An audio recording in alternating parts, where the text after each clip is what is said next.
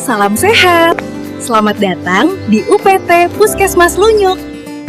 Mari sejenak kita pelajari cara sederhana untuk saling melindungi dari infeksi pernapasan.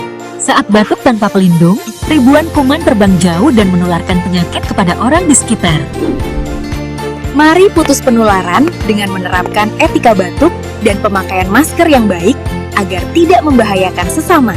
Pertama, jika batuk atau bersin, tutuplah mulut dan hidung Anda menggunakan tisu seperti ini. Jika tidak ada tisu, tutuplah dengan lengan atas bagian dalam, bukan dengan telapak tangan.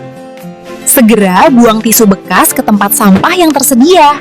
Jangan dibiarkan berserakan ya. Setelah itu, bersihkan tangan Anda dengan hand sanitizer atau sabun di air yang mengalir. Selanjutnya, gunakan masker dengan benar. Bagian berwarna di luar dan bagian putih menempel pada wajah. Pastikan masker bersih dan tidak robek. Sisi yang memiliki kawat harus berada di bagian atas batang hidung.